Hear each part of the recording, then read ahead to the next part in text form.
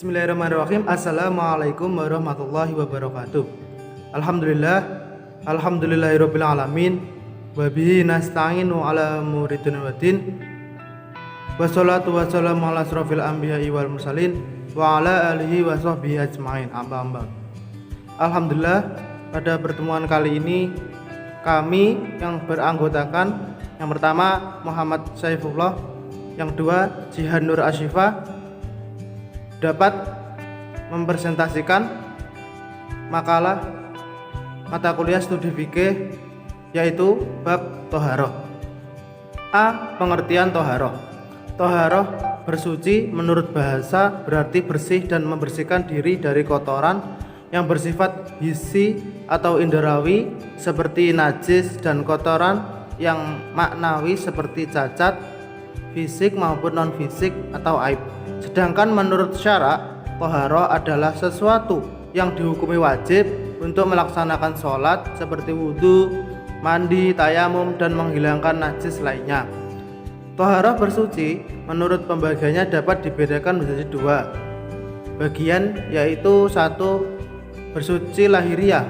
Toharoh atau bersuci yang bersifat lahiriah adalah membersihkan diri, tempat tinggal, lingkungan dari segala bentuk kotoran, hadas, dan najis.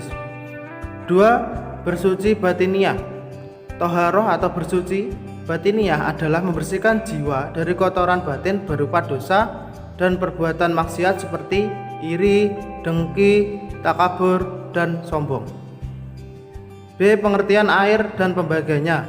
1. Air suci dan mensucikan, yaitu air mutlak.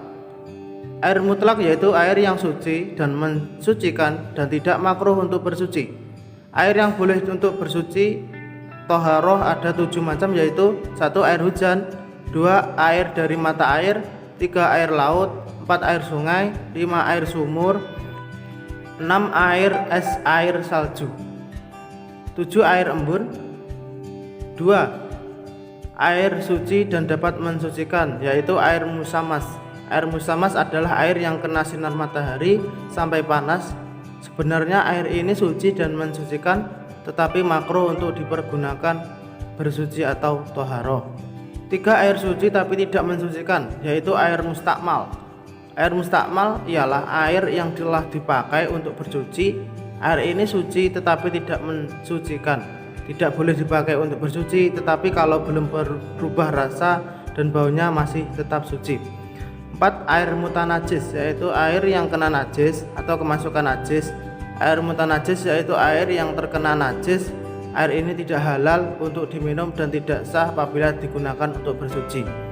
C. Macam-macam najis. 1. Najis mukhafafah atau ringan. Mukhafafah adalah najis yang diringankan seperti air kencing bayi, laki-laki dan perempuan yang belum pernah makan sesuatu kecuali ASI atau air susu ibu. 2. Najis mutawasitoh atau sedang. Mutawasitoh merupakan najis yang berada di tengah-tengah antara mukhafafah dan mughaladhah, dan najis yang keluar dari kubul dan dubur manusia kecuali air mani. 3. Najis mughaladhah atau berat. Mughaladhah adalah najis yang diberatkan seperti anjing dan babi. Termasuk najis ini adalah air liur kedua binatang tersebut, sperma keduanya, dan anak-anak dari hasil persilangan dengan hewan lainnya. D. Pengertian istinja. Istinja adalah bersuci dengan air atau yang lainnya untuk membersihkan najis yang berupa kotoran yang ada atau menempel pada tempat keluarnya kotoran tersebut atau kubul dan dubur seperti berak dan kencing.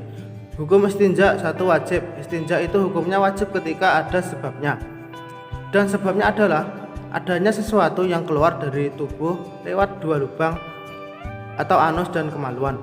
Pendapat ini didukung oleh Al-Malikiyah, Asy-Syafi'iyah, dan Al-Hanabilah. 2. Sunnah. Pendapat ini didukung oleh Al-Hanafiyah dan sebagian riwayat dari Al-Malikiyah. Maksudnya adalah beristinja dengan menggunakan air itu hukumnya bukan wajib tetapi sunnah. Praktek istinja dan adabnya. 1. Tangan kiri. 2. Istitar, maksudnya memakai tabir atau penghalang agar tidak terlihat orang lain.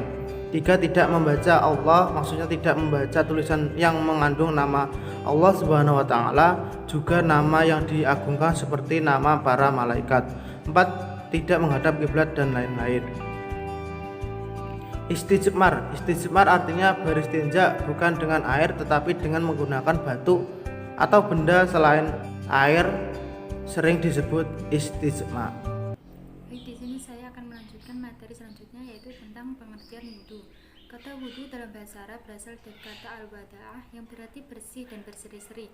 Sedangkan secara syariat, wudhu adalah menggunakan air pada anggota badan tertentu yang dimulai dengan niat. Adapun makna kata al-wudhu dengan fathah dad adalah air yang digunakan untuk berwudhu. Sementara menurut istilah fikih, para ulama mazhab mendefinisikan wudhu menjadi beberapa pengertian. Antara lain, Al-Hanafiyah mendefinisikan wudhu adalah membasuh dan menyapu dengan air pada anggota badan tertentu. Al-Malikiyah mendefinisikan wudhu adalah toharah dengan menggunakan air yang mencangkup anggota badan tertentu, yaitu 4 anggota badan dengan cara tertentu. Asy-Syafi'iyah mendefinisikan wudhu adalah penggunaan air pada anggota badan tertentu dimulai dengan niat. Hanabilah mendefinisikan wudhu adalah penggunaan air yang suci pada keempat anggota tubuh, yaitu wajah, kedua tangan, kepala, dan kedua kaki dengan cara tata tertentu sesuai dengan syariah yang dilakukan secara berturut dengan sisa furud. Hukum wudhu yaitu fardu atau wajib, artinya hukum wudhu merupakan fardu atau wajib manakala seseorang akan melakukan hal-hal berikut. Yang pertama yaitu melakukan sholat, menyentuh mushaf, dan tawaf di seputar Ka'bah.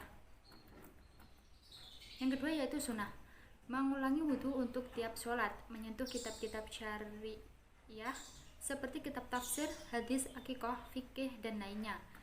Ketiga yaitu ketika akan tidur. Al-Malikiyah menyatakan bahwa wudhu sebelum tidur hukumnya mustahab.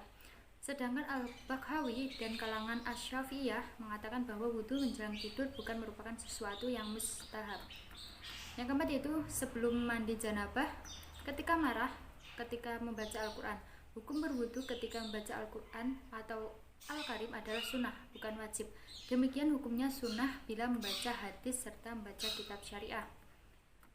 Ketika melantunkan azan dan iqamat, dan zikir, khutbah, dan terakhir yaitu ziarah ke makam Nabi SAW. Selanjutnya yaitu rukun wudhu. Para ulama berpendapat ketika menyebut rukun wudhu, ada yang menyebutkan 4 sebagaimana yang tercantum dalam Al-Quran.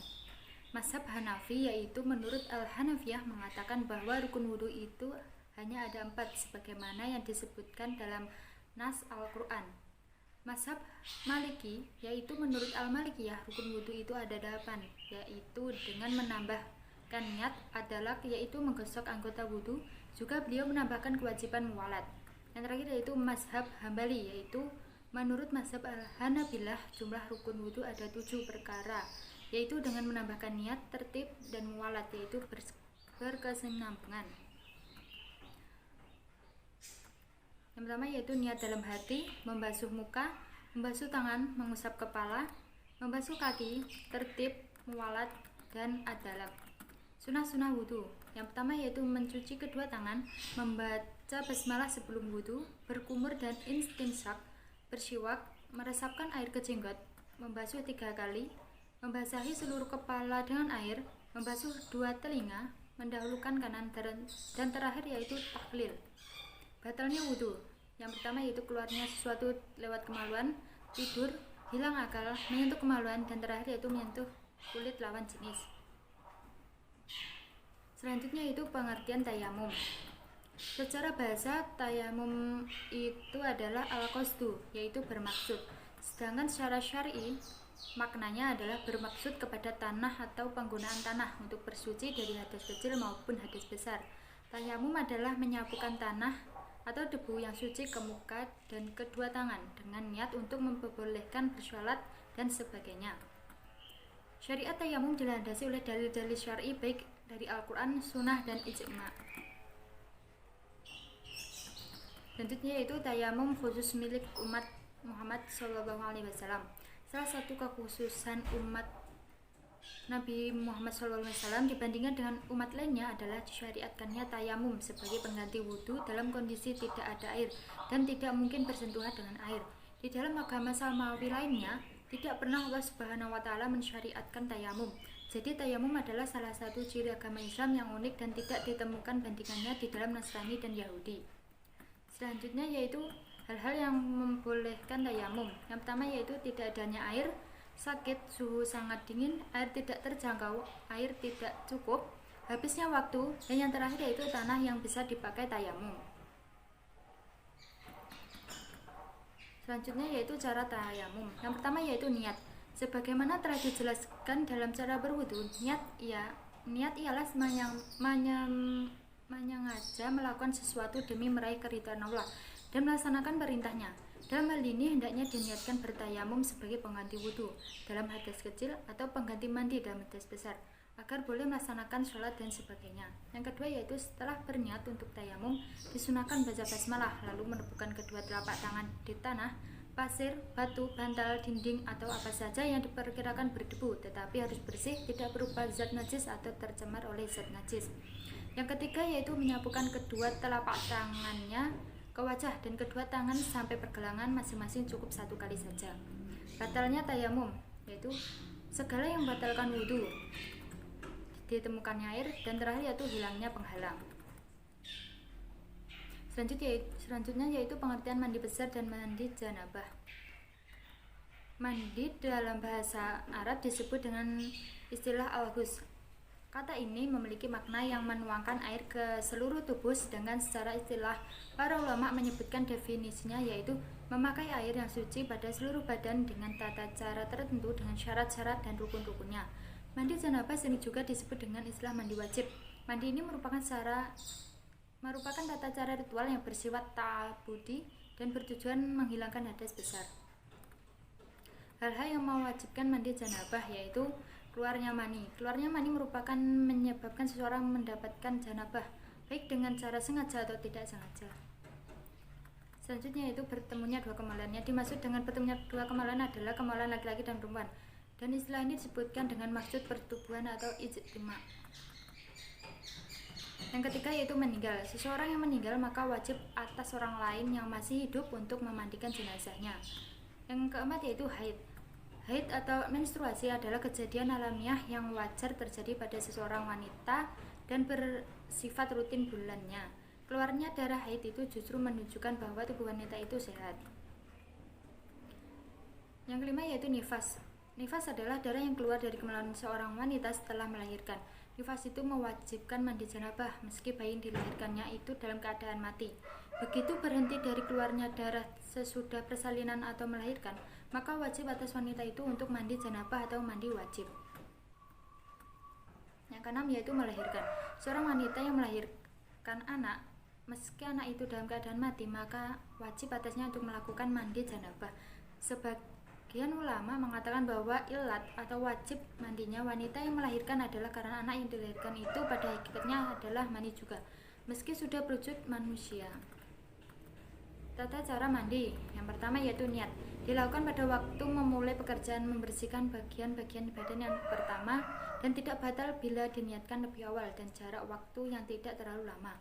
Yang kedua yaitu mengalirkan air ke seluruh tubuh sampai merata. Apabila masih belum dianggap merata maka boleh disiram beberapa kali. Selain rukun mandi tersebut ada beberapa amaliyah sunnah yang lebih afdal dikerjakan ketika mandi. Selanjutnya yaitu sunnah-sunnah tersebut yaitu yang pertama membaca basmalah pada permulaan mandi, berwudu sebelum mandi, menggosok-gosok seluruh badan dengan tangan, mendahulukan yang kanan daripada yang kiri, terakhir yaitu tertib. Selanjutnya yaitu mandi sunnah.